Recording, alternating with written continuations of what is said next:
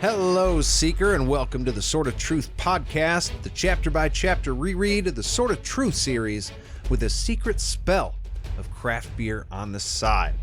I'm Nate, and I'm here with Jade and Aaron, and today we're going to be making our demands of Chapter 49 of Temple of the Winds. Hell yeah, we are. Yeah, we are. I will speak to the manager. Oh, God. Nobody wants that. I'm not afraid, okay? I was gonna say your name mixed with Karen, and then I realized No, you know what, it's Jade? literally just your name with a K on it. Oh, yeah? Well, what about... Oh, yeah, what do you say? Karen. Huh. Well, unlike that, these actually have high stakes demands. Are you saying my stakes aren't high demand, sir? Yeah. I would like to speak to your manager. Oh, hey, Jade. Yeah, she's right here. I can't say I'm the boss in that situation. No way. I'll go right to Puck. He's not interested in your bullshit. All right. Well, this chapter opens with Clarissa sitting curled up in a chair, sewing the hem of a dress that Nathan bought for her. Now, he wanted the seamstress to do it, but she wanted to do it herself, mainly out of fucking boredom, because there is absolutely dog shit for her to do.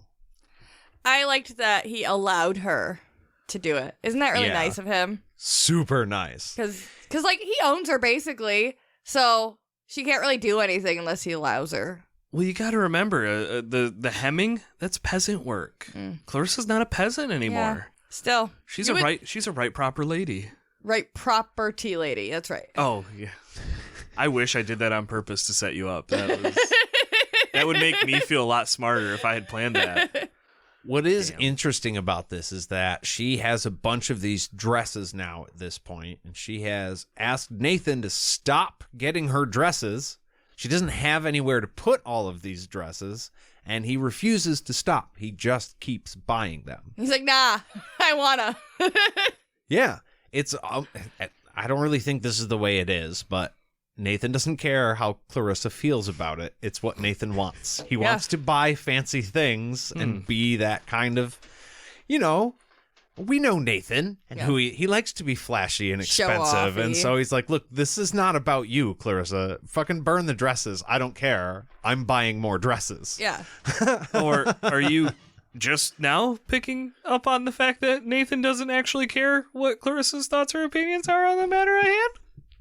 Wow. I want you to keep talking. I can't go higher. I can't. No, this has been known, and we know that Nathan has the ultimate plan, and Clarissa is just kind of along for it.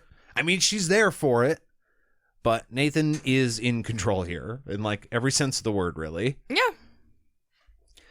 So Nathan gets back from his conversation at the door with Bolliston, the guy we heard about the last time we talked about Nathan. And they're talking about Jagang's expeditionary forces, right? Those are the same ones that attacked Renwold. So those are the people that destroyed Clarissa's home. Yeah. Not good people. No. Jerks. Right? Yeah. Yeah. You know what? You guys are a bunch of jerks. That reminds me of Let's Go to Prison. Where we're like, hey, don't misunderstand him. Underneath all the Nazi tattoos, he's a real prick. Don't get the wrong idea with those Nazi tattoos. Yeah. Kind of a dickhead. Well, Clarissa doesn't like to listen in while he's talking to his soldier friends about military stuff. His army buds. Yeah, because they're just buddies that pop in once in a while. He's like, no, he's doing business right now. That's what's happening. But okay, soldier friends, why not? But it's really because she doesn't like being reminded of her home and what happened to it. Yeah. Probably more the lack of home. Wow. Now, yeah. Wow. To be fair, I mean, I know, granted, it was her home. It's where she lived her life. She has memories there. Those people weren't great to you. So, I mean, it's okay to be sad about it, and she has every right. Feel how you're gonna feel, but also, like, okay. Yeah. Moving on to bigger and better things. Look at your dresses. Yeah, none of those people valued you. Yeah. I mean, I'm not saying you should feel great about your home being destroyed. Yeah. And obviously she doesn't. But, I mean, you could maybe feel a little less bad for some of the people there. I understand being sad, okay? That was your home forever. But, yeah, I would be like, it's sad, but maybe not that sad. Do we know how much time has passed now since Clarissa and Nathan teamed up? I think we're at maybe like a week, a month. Oh, you think a month? Yeah, I would think it's more than a week because they were on the road for a little while. They had the whole tavern thing happen where they had to escape. On the road again. Yeah, they had to do the escape. So I mean, I would guess. I think we're right around a month or so. Well, they had to travel from Renwold, which is in the New World, to Tanamura. That's which is a good little trek. Yeah, it's a good point. And then they've been settled there now. Yeah. For probably a week. See, I'm thinking if it's a full month, she should get over it by now. That was like, oh, give it time and she'll be fine. But dude, it's been time. Suck it up. Yeah. So what? Your home has been destroyed. Yeah. Big deal. Superman's whole planet got blown up. No, don't use those words. Another podcast. That's true. Okay, so yeah, Nathan's done with his conversation. He walks over to Clarissa. She touches his leg and asks if there's anything she can do to help. And he looks at her for a long moment. Yeah, anything. I'm sure anything. And then he just stares at her and says, no, not yet. I was thinking play Magic the Gathering. It's hard to play that by yourself. It's a lot easier if you got someone to play with. Him running to the other side of the room. Good, I just got a commander deck. We can try it out right now. Yeah. Calm down, Nathan. But he says, no, there's nothing she can do. Again, we know she's not right now. Bored as fuck. Not yet. It's coming.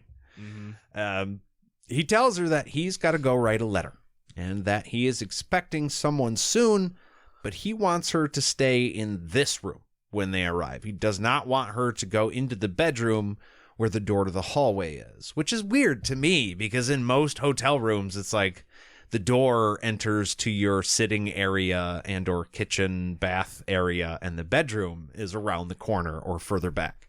Yeah, it's a weird layout, but it must just be a room where they have a big bedroom or something, and then there's like a sitting room off to the side. Well, I think the thing to remember here is that Nathan likes the fancy stuff, so they're not staying in the standard hotel room. They're in the suite. They're in the suite that is actually a small studio apartment that has separate rooms. But your point is that normally you would open it to the sitting room. Yeah. Correct. Yeah. But whatever. It's old school hotels, okay? Yeah. It was just, I know they're in a fancy hotel too, because if they were in a cheap sleazy one where you had a lot of people working in those rooms, then I could see why the bed was up front, because they're not going to use the table. You know what I mean? Yeah. They just get to the bed and then get the fuck out. So, But like I said, he is going to write a letter. He wants her to not open the door. The point of this is that she doesn't have magic, right? So if she stays in the room that is not attached to the hallway, then the people that come in, who we're assuming will have magic, won't be able to see her or won't know she's there at all. Well, they also will not be able to see her. That is true. Yeah, you're not hopefully. Wrong. Yeah, you're not wrong. Surprise, the sisters have X-ray vision now. You're fucked. Yeah.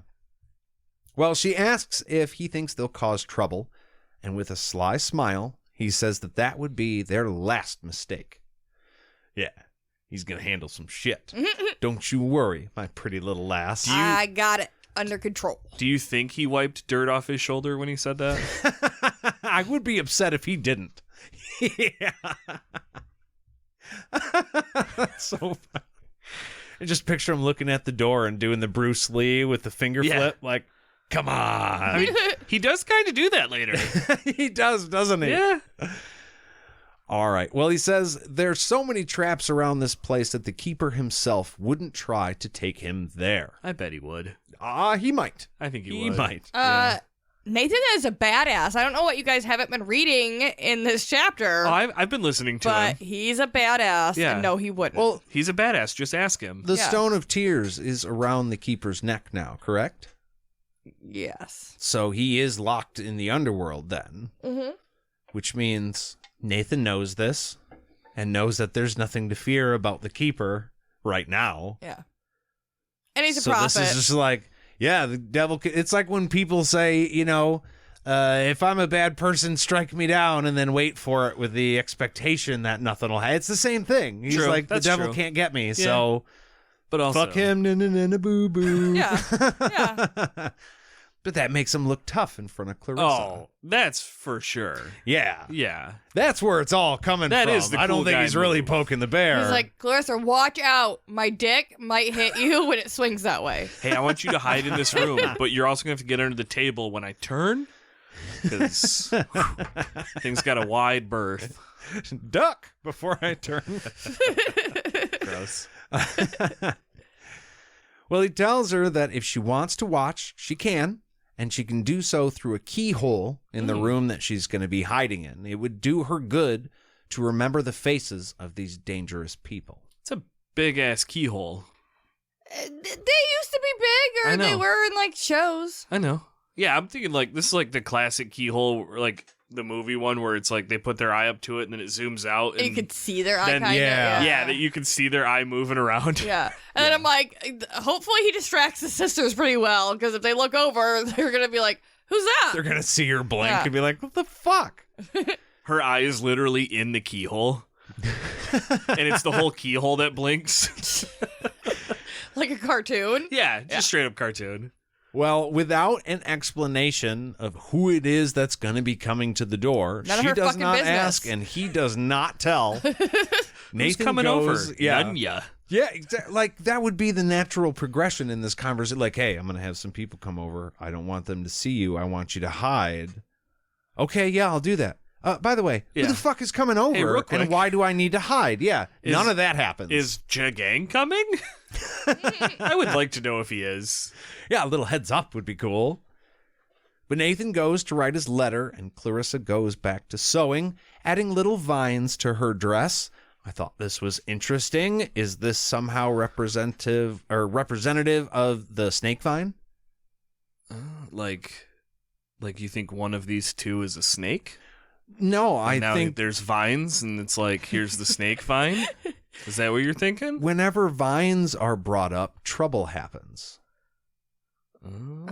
Could be. You know what I mean? I Like guess in we'll the have- very beginning of the book, it was an odd-looking vine. Richard Yeah. gets bit, and this whole fucking thing happens. So now she's sitting there putting vines.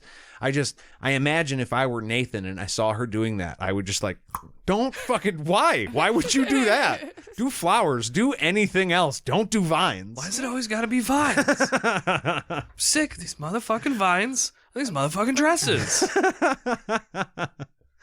What is it with these vines? After a little while, there's a knock at the door, and Nathan puts his finger to his lips and waits for a moment while Clarissa hides and starts watching through the keyhole. When the door opens, there are two attractive women with harsh expressions and gold rings through their lips standing in the hallway. Behind them, there are two young men. Okay. That's some nice visitors. I did notice in this chapter, there's a lot of Terry. I think it's serving to like, hey, it's been a while. This book is jumping around a lot. Maybe you don't remember, but a lot of like exposition. Mm-hmm. So he kept being like, "There's a gold ring in her lip, just like Clarissa's." Like yeah. they kept calling back to these things that I was like, "Yeah, we know." Yeah. Like in the last chapter, he was like Tristan Baskar, the one who had to stay there for extra 2 weeks because he has to. Yeah. Yeah, we fucking know. Okay? But yeah, she also has a gold ring and she notes it. She's like, oh, these are important bitches. This is what happens when you get the gold ring. Yeah. To Clarissa, who was initially given silver, right? And she was happy about that. And then, of course, Nathan turned it to gold, and she's ecstatic about that. But it's not like it's false gold, right? Because if it had been real, oh, yeah. there's a chance that she would be working for these two. Yeah. Yeah, Yeah, because the boys also have the gold lips. Yeah. Everybody's in the club. But they're on the opposite side of Yeah. Nathan, which is somewhere that Clarissa obviously does not want to be. No. So it's clear that they recognize Nathan when they say the door opens and they're like, should have fucking known it was you. You son of a bitch, running around and sticking your nose in business that isn't yours. I thought that was hilarious. Nathan's a prankster. You've always been a troublemaker. God damn it. Exactly. You were always behind all the shit in the tower. Now we're out of the tower. Who's behind the shit? It's the same fucking dude. Of course. Of course it's you. By the way, I was not prepared to deal with your ass today. So this would be like you wily motherfucker. I feel like this would be like almost more like a Ferris Bueller thing where it's like you skip school to get away from your bullies and have a good day, only to go to the mall and find out your bullies also skipped school. You again? And no one's picking y'all up till 3:30. Oh, yeah. Oh, yeah. shit. Ain't no one here to help you now. I do wonder, because this is just a short little quick aside. They thought they were coming to meet somebody who was presenting as a Lord Rawl, right? So it's either that or they had heard about the plenipotentiary. Don't ask me. Fuck. Do not ask me. I think it's plenipotentiary, which is like the dude who can speak for the emperor, but is not quite the emperor. Yeah, that's who he started as. He was like that very first seamstress visit. Yeah, he said, I'm a worker for Jagang. This is going to... Wasn't it right? It was Clarissa was going to be Jagang's new concubine? Yeah. That's what I think these two heard. He was doing... Okay, holy shit. To get their attention. Yes, that's why he was parading around so much. Yes. He told Clarissa it was to not get attention, but no, he was actually trying to get attention so that this would happen. But Oh. Since then, he has been sending letters out under the guise as Lord Rawl. Of Lord Rawl. And when these two showed up, they were not surprised when he said, I am Lord Rawl. And he goes on to explain here a little while how he technically could end up being the Lord Rawl. So did he set up there and start sending out letters as the Lord Rawl, and they showed up there thinking, yeah, I didn't think about that either. Is this Lord Rawl? Like, oh, yeah. They could have seen those. Well, yeah, because that one does get passed off. The one he just wrote is still with him. Yeah. But yeah, somebody could have intercepted those letters. Or he could have sent one of them to somebody and intentionally being like, hey, I want to... Because this is a meeting. He expected these guys to show up. Yeah, oh yeah. So yeah, that's true. Maybe he sent a letter saying the Lord Rawl requests a meeting with some of Jagang's representatives. Yeah. And so they didn't know who they were coming to meet. It could have been Richard. Instead, of course it's you. Of course it's the Rawl. Yeah, I get it now. Well, that's exactly They are a little disappointed when they see it's Nathan. It's not really Richard. No, they are. Because all they know is it's meeting with Lord Rawl. Okay. I think they 100% assumed, if that's what's going on, if it's because of Lord Rawl and not the plenipotentiary. I think you nailed it. And not the plantation one. I think that they would be like, oh, we're going to meet Richard. Would they be disappointed or not? Because they've dealt with Richard. Richard's kind of a dickbag. That's me. So I think they would probably be relieved to see that that's Nathan. I think based on what the two other men behind the sisters do later on, I think 100% they were disappointed. Yeah, I think they started off disappointed. I don't think they would have been as aggressive. They are still right, but I think they're still intrigued because it's still a Rawl. Well, yeah, they know he's a Rawl. So maybe you know they what thought I mean? that Richard was trying to make a deal. Instead, it's Nathan, which is disappointing. But honestly, I think it's better for them because Nathan is way better. I think that's what they realize pretty soon here. Or easier to deal with. Yes, exactly. Right. Exactly. Yes, and that is the plan. So, he reminds them that he's supposed to be called Lord Rawl. Yeah. Well, because he is. Save your Nathan bullshit and definitely do not call him an old man. Yeah. He does not fucking like that. Why? And he does make a point that it even goes to Jodell, who apparently has an issue with this, does not like calling him that. Jodell. Yeah. He's the dude, Dick Hill, he almost sounded like the guy who says Cordell in Mason Verger. Cordell. Yeah. Just push him in. You could always say it was me. Yep. It's from Hannibal. He's Mason Verger's like guy. He takes care of him, pushes the chair around. Cordell. Yeah. Sorry. He fucking kills him in the end of it, and it's wonderful. Joe Pushes him into a pit of boars. Yeah. Yeah. Yeah. I don't really know how we got onto this conversation, but I like that movie a lot. Oh, Joe Dell. Yes, it's so good. All right. Continue. All right. Well, he greets the two young men behind them, calling them boy wizards, Vincent and Jules. I mean Pierce, sorry. And asking if they came for a lesson in prophecy. Bitches. When one of them gets a little fresh and calls Nathan an old man, Nathan flicks his magic finger, and Pierce cries out, drops to the floor, and Nathan is like, hey, I said it was Lord fucking Rawl. Do not forget again. You go learn today. Yeah. He literally fucked around and then found out. Yep. But do you guys know what I want to find out right now? Yeah. Yeah, I do. Yeah, I do. want to find out what we're drinking today, because it is time for the beer break. Yay! I hate you. It was good though, right? It was pretty good. It was smooth as this beer. Which is what? This one is called Wild Little Thing from Sierra Nevada Brewing Company. It's part of the mixed bag that we got the other day. It's not a bag. It was a box.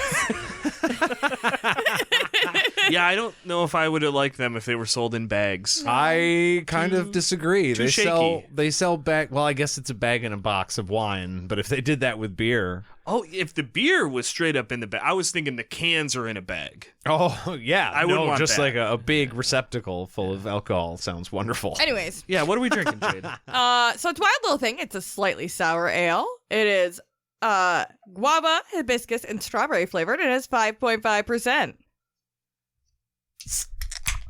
Ooh, that is nice. Ooh. Well, what do you think of it?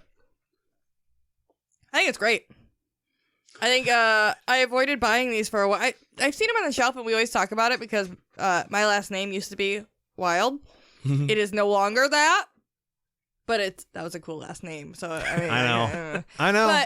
But yeah, I kind of regret having her take my name because Wild would be a pretty cool fucking last name. This works. I've told you. It's your stage names now. Yeah. Your stage done. names can be Nate and Jade and Nate Wild. Okay, so there we are. That's actually my last name still, We're guys. good. So just so you know.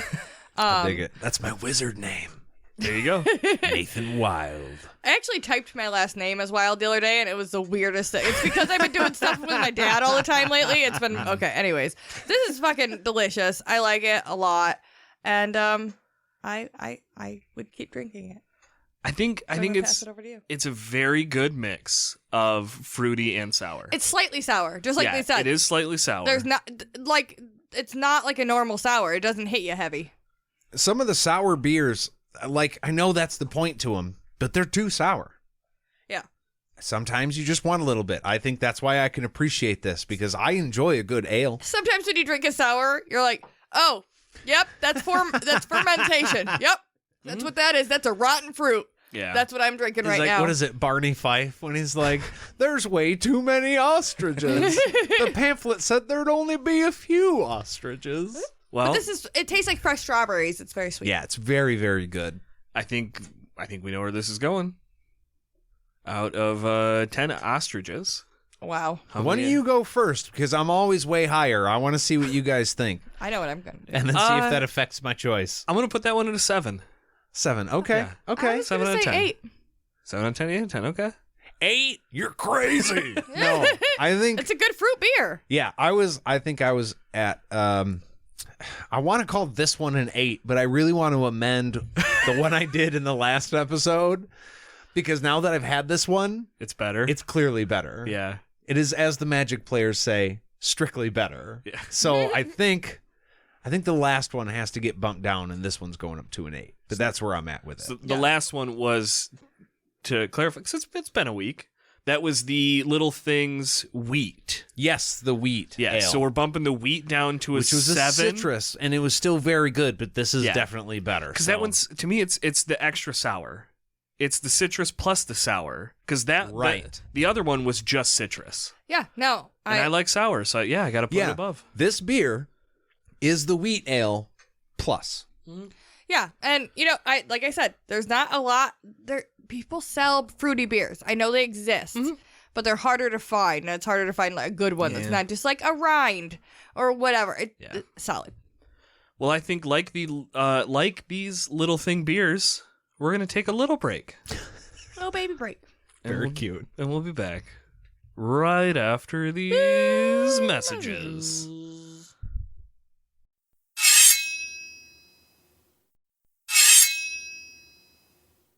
All right, and we are back for the remainder of chapter 49. You just scared the shit out of me again. You keep doing that. You're welcome. That's all right. I don't remember him asking. But... Keeping him on his toes. That's what I'm here for. Yep. Okay. Yep. Okay. Yep. Ah! Did it work? No, I was prepared for it now. I'm the bull post-slap. It's a whole thing. Never mind. So Nathan invites the ladies and their boys to enter the room. Hate that sentence, but okay, moving on. They suggest that it's pretty risky for Nathan... I'm sorry. I mean, the Lord Rawl. Yeah, you better be careful. To let them this close, especially after getting his sister to take pity on him to remove his Radahan. They're still acting very superior to him in the situation. Right. This is when they find out that Nathan actually fucking took the Radahan off himself because he starts howling like a fucking wolf. This is the funniest thing he's ever heard. I don't need a woman to take my collar off. You know what I'm saying? Yeah. Like, Yep. he's tickled pink. He thinks it's funny. Well, absolutely. Yeah. Well, because it is from his point of view. His guests do not. Aw. They don't even crack a smile. Well, no. I probably wouldn't in their situation either. I'm like, oh shit. Nathan says he's got nothing to fear from these four. And by the way, I skipped ahead a little bit, but he goes, and by the way, I took it off myself. I didn't need you guys for that. While they were busy thinking of him like a crazy old man, he was studying things they couldn't even imagine. Well, you were studying how to control men. I was studying the blade. He had a lot of time to read books. A lot of time. The meme potential. Wow. Well, he says, look, I've got no ill will towards you or your master, but I've got magic that you don't even understand, much less defend against, right? Yeah. He's going to be fine. I don't know how much of this is actual vamping, so to speak. We do see a little bit later where it seems that Nathan has everything well under control. Yeah, is this straight up intimidation performance, or is he warning them? Well, yeah. When you think about it, Nathan is a wizard who's been fully trained for thousands of years, right? Well, he's near 1,000 years old. Okay, yeah. I forget, okay? In my head, I go 300, 1,000, I don't fucking know. Several Whatever. hundreds of years. A lot. He's been there a long time. These sisters had their own magic, right? Which wasn't the male gift. They did also take the male gift, but they weren't, like, fully formed wizards, I'm sure. They were little baby wizards that they were stealing. So, they're like... little baby wizards. We saw how much trouble Richard gave them. Right. That's true. Like, and he wasn't even a full wizard either. So, Nathan at his full potential without a Radahan is actually probably a lot more dangerous than what they think. 100%. Well, and it could even just be the mystery, because we have no idea. Yeah. Well, or as of right now in the chapter, we have no idea what Right. what he's capable of, and sometimes that's scarier than knowing exactly what they're capable of. Yeah. Oh, yeah.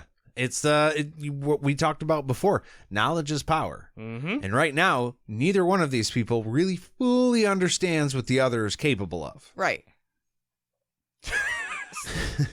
Starting to lose her patience, Wilhelmina tells the old man that they've already detected his pathetic magic, and there isn't one of them there who couldn't handle it with ease while eating a bowl of soup. Wow. Pretty confident there. Very confident. Yeah, that's a bit on the confident side. But I'm like, what about finger foods? Okay, could you use a fork and knife and still do it? Just curious. Not that I want to give any one of you a fork and knife, but... Could you do it? But could you do it? Could you? But that's just what you've seen. You don't know. You don't know what else there. Like, cocky. She's cocky. They're about to see something. Ooh. Because Vincent pushes his way past the sisters. He has had fucking enough of this from this old jackass.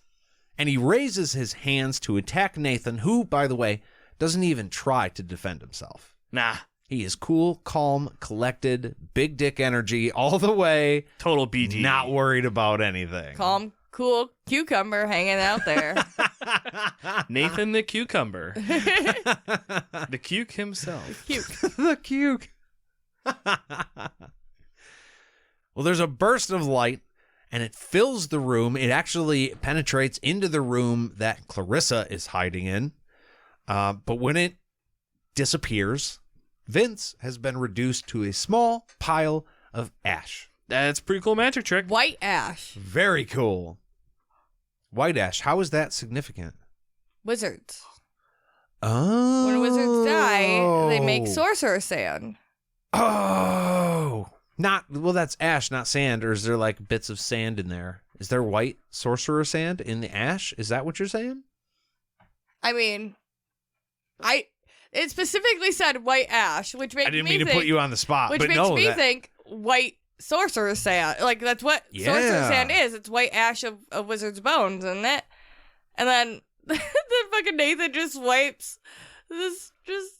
He swipes out with it. He doesn't even care about it. Yeah, he takes the time to sweep it out into the hallway. Like whatever, don't need it. So we have, the way I see it, we have two options. Either one, Nathan didn't know that, or that's not what it is. Some combination of those two. So he just swipes it out. Or two, he did, and he knows that they know that. And this was one more display of, I'm so fucking powerful. I don't need this. Oh, wow. Yeah. I don't know. Either way, not great. Yeah. Cut to 2 seconds after they leave, and he runs out into the hallway and starts scooping it into a bag. Oh, God, oh, God, oh, God. I'm just saying. Clarissa, there is something you could do to help me now. I feel like we were told that at this point. Yeah, like it's that's a finite resource. Like we know that they can get white sorcerer sand from the pillars because that's the easier one to go to. Yeah. Mm-hmm. But now there's only a limited amount of wizards that are in the world, period. So eventually that resource is going to run out. Mm-hmm. So I probably wouldn't just be swiping gasoline into the hallway. I don't know. Yeah. Unless you had a good reason, like Aaron was saying, to vamp your position maybe a little bit. Maybe he does have a bunch of shit all set up, but maybe he couldn't take all 4 of them at once. He had to risk it for the biscuit. Well, turning back to his shocked guests, after he has literally turned one of them into dust, or, well, ash, he tells them that they will be making the last mistake of their lives by underestimating him or his magic. Now, show proper respect and bow to the LMFR. Which, Aaron, for your clarification, that is Lord Motherfucking Roll. Yep. Yeah. I did actually need that clarification. You would think I would know that. I'm going to give you a hint. Every time I make an abbreviation of something and the letters M and F are involved. In the middle? Definitely motherfucker. Okay. You know, I'm like, oh, that might be dirty. No, it is. It is. I'm going to keep that in mind. As soon as motherfucking possible. The remaining 3 drop to their knees in a deep bow and then ask Nathan what it is that he wants. Wow, that wasn't hard at all. That was because they wanted to. Like, all you got to do is murder some bitches and it's all set. Okay. You know what I'm saying? Nope. Poof. Now you're gone? No, I don't know what you're saying. No? Nope. Oh, that's the lesson I was learning. No. Nathan says that he wants to tell Jagang that he's interested in peace. Aw. Naturally, his guests are a little confused. Because who the fuck is this to demand anything of Jagang? But he says he knows that Jagang will defeat Richard. He's a prophet, after all, right? Mm-hmm. He's foreseen it. It's going to happen. Look, okay, your dude's going to win. Fine. Well, we know Richard's stuck in a double bind. That's right. There's nothing he can do to win. Yeah. Yeah. But I'm very interested to see where the book series goes without Richard as the main character. yeah, oh yeah, when the story arcs. Clearly he's not going to make it after this book. It's very sad when he goes. You are going to be surprised. Aaron, actually, I will tell you. You are going to be surprised when Richard dies. Will the end of book 4 shock me? It might. Oh. But look, there's one thing Jagang, forget Jane. Jang. She has snuck in, killed Jagang, and Jane has moved in overnight. Jang. But there's one thing Jagang forgot about. Nathan is the next gifted heir of Dahara. And so all of those Daharan people will be linked to him after Richard dies, preventing Jagang's access into their minds and thus preventing him from using his power to just do an immediate, total takeover. Ha! And this goes back to the last, I don't remember if it was the side quest or the main episode, but we were discussing how, like, we've already seen instances about how Jagang has not thought about what happens after he beats Richard. And this is now one more example of Jagang has not thought about what's going to happen after he beats Richard. He's like, all I have to do is beat him, and then I win everything. It's awesome. Yeah. Which is funny because they do describe Jagang as being the most patient guy in the world. When he wants something, he doesn't want to wait to get it. In fact, he'll force his way through to get it as soon as possible. But if he knows he has to wait, he will absolutely do that with strict patience to make sure that he gets what it is that he wants. Yeah, he's in contrast to that, yeah, he's playing a very short-sighted game here. Yeah. That's only immediate and not thinking long-term. It's great. He's like Infinity War Thanos versus Endgame Thanos. One was patient and won. The other one was hasty, time-traveled, and ended up losing. It's because we didn't have patience. I need to watch those movies again, Aaron. Sounds like a good one. Wow. I got Thanos theories. Well, the mistake that Jagang has made has been using amateur prophets like fucking Pierce here. And he bops him on the head. Burn. I love it so much. You there, child. Come hither. Boop, boop. Very good. Tussle, tussle.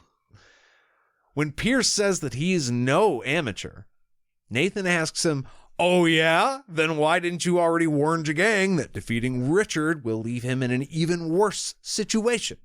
With me, a wizard that actually understands my power as the master of Dahara, as opposed to Richard, who doesn't know shit, even if he is determined. Like, that can't end up good for your boss, right? Yeah. Where were you on that one? I got a slightly different read on it, and Nathan was like, oh, you're a prophet? Name the top 10 prophecies then.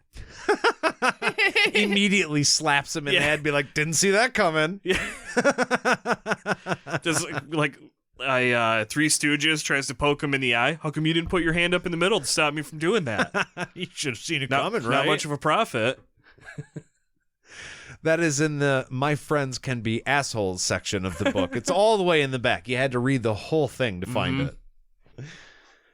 He also asks, since Pierce is such a great wizard, why he didn't detect any of the magic that was only set to activate if Nathan was attacked. Burn, too. Ah! Burn number 3 comes in the form of him suggesting that maybe maybe Pierce asked Vince about it. Oh. Which is even better. Because he's dead. Yeah. Hey, guess who definitely didn't know those spells were in place? That guy. Yeah, he ricked him. That's a whitest kids you know reference. It's funny because Vince dies in Pulp Fiction too, and I could not get out of my head that these two were Vince and Jules the whole time. No, we picked up on that earlier. I know. When you said Vince and Jules. Vince and Jules. I couldn't help it. It just popped in there. The parallels are there. They're not as badass. No, Vince and Jules. definitely not. Well, Pierce steps forward again, obviously being pissed off. Like an idiot. What? What are you going to do to me now? You absolute buffoon. But Wilhelmina holds him back, not wanting to lose 2 boys today. I don't know why. That one's dumb. Let I him know. go. Like, after everything you just watched, right? Yeah. Like, he flicks his finger. Your buddy hurts a little bit. Okay, big deal. You could probably pull that off, too. Your buddy takes 1 step forward, becomes a pile of dust. Okay. You have my attention. Yeah. I can't fuck with you now. That's known. Yeah. No, not to And this yet guy. this guy's balls are so big Yeah. that he's like, nah, I'm still going to, like, try and smack him or something. I don't know what he was going to do. He was all jacked up on Mountain Dew. What do you want him to do? He's going to come at him like a spider monkey. Whoa, my God. That was crazy. Well, Wilhelmina asks what it is that Nathan wants. And here is where we find out what Nathan's plan has been pretty much this whole time. Nathan says Jagang can either listen to reason and his demands or prepare himself for a fuckload of trouble. See, Richard is young and he's idealistic, and that can be wonderful, but Richard is never going to surrender to you. He's just not gonna do it. Whereas I, on the other hand, I'm a little older, I'm a little wiser, and I know that there's no point for all the death and destruction when all that we're really fighting about here is whose name gets to go on the top of the bill as opposed to, say, second.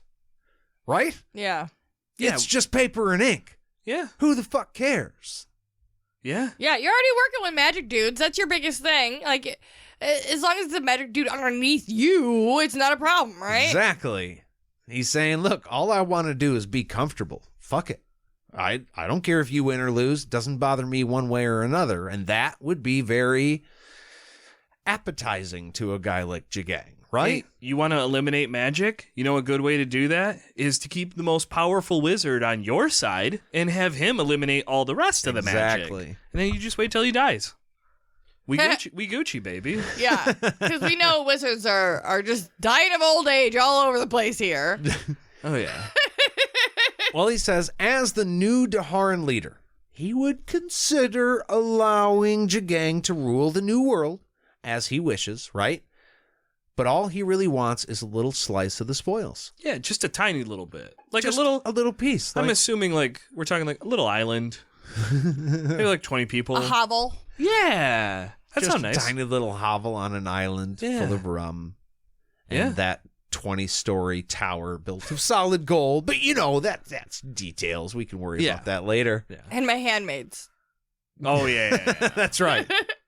30 to 40 handmaidens. But what Nathan wants here is he wants to rule Dahara. Under Jagang's command, of course. Oh, yeah. Yeah. He's fine playing second fiddle here. He can be Jagang's man on the inside. We'll do the drums and shit when you come to town, all that. No, first order of business. Love we me some are drums. murdering the drummers. That's done yesterday. Oh, I see we're on different pages on Or you this. know what? Let's not murder them. Let's hire them in bands for entertainment around the city. That would be much, much better. People And gotta also know when maybe the- terrifying. You know what? No, scratch that idea because people would have flashbacks from the drums. We went in Florida. We went to this thing right on the shore. It was a drum circle. I was told some days there's like 50, 100 people. We went, Aaron, there was 3,000 people on a beach, all of them with cajones and drums, and they were all just doing their own thing. You could walk through this big group of people, and then you would pick up on certain rhythms here, and then you'd walk 20 feet and you would hear another one, and they all blended, and it was insane. I loved it so much. Yeah. That was cool. sounds 100% insane. That insane is the word I had in my head Yeah. as you were describing that. Yeah, that sounds, insane and awesome. But if that was also the sound of war, I get why people would be terrified. Yeah, because you could hear this drum circle without any sort of hearing device for a long ways around. Mm-hmm. There were tons of people there. Anyways, I digress. I'll digress with you. Well, hearing this, the sisters seem to come around to the idea. They ask how Jagang will know Nathan can be trusted. It's and a good he question. Almost fucking, yeah, of course. They Yeah. got to cover their bases. Yeah, CYA. Nathan says he saw what happened to Renwold. He doesn't want that to happen to Dahara. or Aidendrill for that matter, right? Yeah, yeah. Besides, wars are expensive, and he'd just rather keep the wealth for himself. Good point. That's a good point. We're just not being wasteful here. He's like, fuck, I'm just being practical. Yeah. He's like, ladies, I was in a tower for like 1,000 years. Yeah. Right. Yeah. So I just don't want to be in a tower. Okay? by command. If I'm gonna be in a tower, it's because I choose to be in that tower. Damn right. Yeah. Well, he adds that, of course, he wants the wealth, right? But only after giving Jagang the lion's share, of course. Yeah. Now, we're still talking about a lot of money. Yeah. So it's still going to be enough money. Well, it's all Jagang's money. Nathan's just gonna use a little bit of it. Yeah, just for being his man on the inside. Yeah. Plus, Nathan's like, I can literally make money, so I don't really give that much of a shit. Yeah. Oh, fuck. I didn't even think about that. It's kind of ironic that a wizard is like, I just want to make that money, you know? Because he's like, you can literally turn your toenails into gold pieces. Like, what are you worried about? If you have one, you can have 30. Yeah. So. I think he's talking more of the assets. Yeah, that could be. The land, the people, the specific type of those people. Mostly that. What kind of people, Aaron? Entertainers. Oh, yeah. Sport entertainers. Yeah. That's what Aaron wants. He's a big sports announcer man now. Oh, I thought we were talking about Nathan. We are talking about Nathan. We are. Yeah. I He likes. I think I think Nathan would like I wrestling. was implying that Nathan would want you, a sports entertainment announcer. No. No? Nobody wants me. That's not true. Nate's like, no, I want you. Well, all of this sounds good to the sisters, but Jodelle still wants some assurances. She wants to know how they're supposed to know Nathan really means this. He tells them that there's a Daharan army of nearly 100,000 men very near to one of Jagang's armies. Oh. By the way, before you guys get excited, they are never going to be found. So don't bother looking for them, but they're out there. And Nathan knows I where they promise. are. Right. He's the only dude that does. Which goes back to the letter he wrote about moving Daharan troops places. Mm-hmm. So this lends credence to the fact that there is actually a Daharan troop these people don't know about. We know that. We do know that. I know. It's all Yeah, connected. Yeah, okay. Yeah. I had that realization Nate. just now. Okay. So Nate. yes. Okay. Okay. Okay. Okay. Okay. Sounds like I'm you've sorry, been. that was terrible. all right. Okay, Nate. Nate, okay. Nate, okay. Okay, Nate. You fucking too. So they'll never be found without Nathan's help. Mm-hmm. But once Richard is defeated, which of course we all know is definitely for sure going to happen, Nathan will be the one bonded to them, and he will simply surrender them.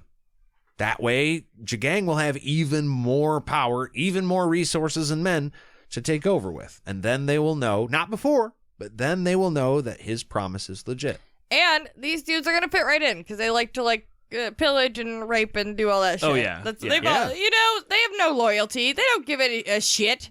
They're just pawns. So Well, no. let's go where we point them. They have huge loyalty to the Lord Rawl. Yeah. And now I just the mean, Lord Rawl is back to being a dickhead. I just mean to the specific Oh, man. Yes. that is Lord Rawl. Yeah, absolutely. Well, they do mention too that these guys have no problems being violent, horrible people. Because unfortunately, we do know who used to rule them. Mm-hmm. Well, he goes on to say that Jagang has made a big mistake in using prophecy to win this war. But if Nathan were on his side, he can have an actual expert prophet working for him as opposed to trying to fight one. Yeah, where's the lie? I always feel better when Nathan's on my prophet. side. Like you.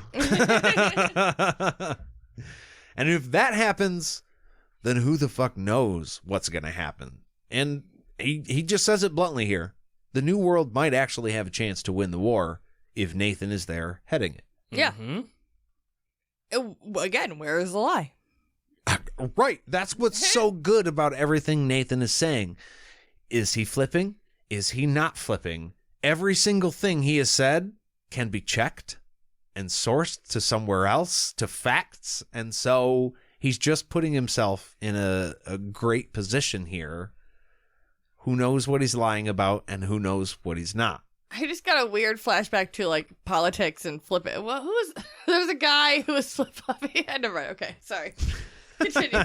Well, I was gonna say that Nathan is technically true, which is the best kind of true. Yeah. Yes. It's my favorite kind of being true. Nathan adds that he had been locked up for most of his life, and he just wants to be able to enjoy what time he's got left. Yeah. And with his help, there won't be any more resistance like they found in Renwold. Mm-hmm. You mean like the wall? Because that's all. That was it. Right. Again, the lack of Renwald. Right. Yeah. There is no more Renwold. Renwald say what? He gives the sisters a letter, the one that he just wrote, that details his terms and demands for surrendering to Jagang. He assures them that Jagang will find him much more reasonable than Richard, because he doesn't really care who's in charge. He just wants a piece of it. You're going to have to stop. I gave you a chance. I read through that whole note and knew that you guys were dying. And now what happened? Because I didn't see it. I was reading the note. Renwald says what? Makes no fucking sense. Aaron did that, and then he looked at me and he was like, "Why the fuck did I say that?" I meant to say something, but I meant to say town that no longer exists says what? And I just said Renwald says what? And that makes no sense. That's dumb. This is the stupidest thing I've ever said. You cracked her. I cracked myself. I'm very impressed. That was the stupidest thing that's ever been said on this podcast. Do you know who else is impressed? Sister Jodelle? Sister Jodelle is actually very impressed. Good job. Good job, babe. That was good. That was sorry. good. I'm sorry. And that was very good. Thank you. You know what? It was worth it. It was worth it. It's fine. We'll find out. It was just the panic look and the concerned look. I'm sorry. So, All right. They've always thought of Nathan as a crazy old fool. I can relate. He has been plotting. Maybe I am. But he's been plotting his rise to power this whole fucking time. Mm-hmm. And Nathan says that all those years locked away give a man a lot of time to sit and think. That's what people do in a jail cell. Yeah. Mm-hmm. Plot their revenge. They will deliver his letter to Jagang, who they're sure will find it interesting. They can't necessarily speak for him and say whether or not he's going to like it. Although she does venture a guess and say, I think Jagang's going to be happy to hear about this. Well, yeah, that's just good negotiation tactics. Don't agree to something right then and there. Yeah, we don't have to throw all of our army at Richard. We just have to sit and chill until he fucks himself over, which is going to happen, and then we're all good. Yeah. The way it's been going so far, it kind of looks like that might happen. Yeah. Yeah. Yeah. Well, and the other big thing by Nathan talking to these sisters, and it's something that she mentions before she leaves, right? Jodelle. She says out loud that doing this might be able to end the war. Like, it could be over. Mm-hmm. This is a thing that happened in World War II several times where there were deals tried to be made. And I'll be honest with both of you guys, I don't remember exactly how it was done. Who the person was that surrendered and then like expected good treatment. And we're like, nah, you're going to prison, Jack. But, because fuck him, he's a Nazi. Yeah. But this is what that moment is for this world. Mm-hmm.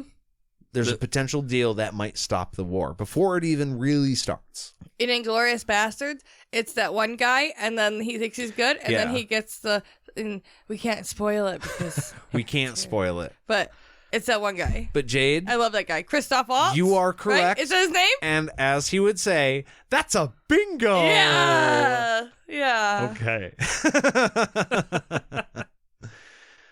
But Nathan says all of that is great. He just wants the killing to stop. And to tell Jagang that he is very sorry about Vince, but he just wasn't serving him very well, and I'm sure you'll understand. Oh, yeah. Yeah. He had to be let go. We're making cuts and whatnot. Hey, the other one was just as stupid. So So, with a very tension-filled goodbye, Jodelle agrees, and Nathan closes the door. And that is the end of chapter 49. Ta-ta, Jodelle. So, Aaron, I asked you before, but what do you think about Nathan flipping? No, he didn't flip. He didn't flip? No, absolutely not. Okay. Now, have you read ahead? No. Okay. I've listened to roughly 2 minutes of the next chapter. Okay, that's fine. You're fine. What do you think Nathan's true angle is here? I think he is trying to get Jagang to trust him, to try to get inside, to flip the script and get inside Jagang's head. Flip it and reverse it. Okay. Yeah. Bend down, flip it, and reverse it. Yeah. He's trying to get inside Jagang's head, which is ironic because that's what Jagang's doing to people. Jagang's supposed to get inside Clarissa, though, remember? Uh-huh. But I think Gross. Nathan wants to make sure he's right next to Jagang when all the shit goes down, because I'm sure he has some inside information. And let's be honest, do you know one way for Nathan to get not what he said he wants here, but probably what he actually wants, which is to fuck off somewhere and not be bothered and also have companionship? That was going to be my next question. What does Nathan want? Yeah. I'm guessing he wants privacy with companionship somewhere. And do you know who would probably give that to him? Richard? His grandson? His great-grandson? Great-grandson? I'm thinking after nearly 1,000 years of working, it's time to retire. Yeah. There's a lot of greats there. And with Jagang, you'd always have to be looking at your back. Because Jagang doesn't like you. He doesn't like magic, or so he says. So it's That's true. He's not just going to be like, oh, you're the one magic guy, you're on my side, we shook hands, we good? Yeah, go do whatever you want. I don't care about you anymore. No, he's going to keep him under his eyeball the whole time. Yeah. Under his eyeball, right there. No, but too, the whole thing with Nathan, like, wanting power, like, him telling Jodelle that, I want my power, or I've been planning this the whole time. I remember seeing something recently where it's like, how come all vampires are always rich? And it's like, bitch, if you're immortal and you're not rich, yeah, you're doing that's it wrong. a you problem. If you've been around for long enough, you should accidentally gain wealth. You've been around for 400 years. You've never once heard of investing. Yeah. Okay. You didn't buy one single stock at any point just to see what would happen? Come on. But also, just because we've been bringing up DC and Batman specifically a lot. Oh, yeah. The breakdown of, like, Jagang versus Richard versus Jagang, and then Jagang versus Nathan. It reminded you of, like, the Jagang versus Richard is like Jagang versus Batman, but Jagang versus Nathan is like Jagang versus Batman with prep time. Nathan's had the time. He's prepped to the fucking brim. So it's old and young Batman then. Yeah. That's what it is. That's amazing. Richard is Robert Pattinson Batman, and Nathan is Ben Affleck Batman. Ben Affleck Batman will kill a motherfucker. Yes, you will. That fucking Western scene with the shotgun. Uh-huh. Get him. Sorry, I get excited. That's all. That's my truth, That is your truth. And you know what? All of them have now heard our truth. And so I would like to extend an opportunity for us to hear yours. That's so nice. You can do that by writing an email in your journey books to podcast ATT. I got distracted. I was all alone out there in space. I didn't know what to do. I got distracted. ATT. At gmail.com. You're welcome. You can find us on all of our social medias at podcast ATT. There she is. And if you are so inclined after enjoying this episode, you can go to patreon.com/podcast ATT and make a pledge of any amount. If that's not your deal, leave us a rating, preferably 5 stars, or a review, and we would appreciate that very much. It helps other people find this podcast, and it helps us grow. The review can be any number of stars, but the rating 5. just a nice even 5. Well, thank you all very, very much for listening. We will see you real soon. Bye.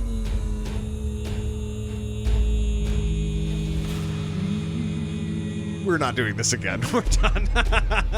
Cut.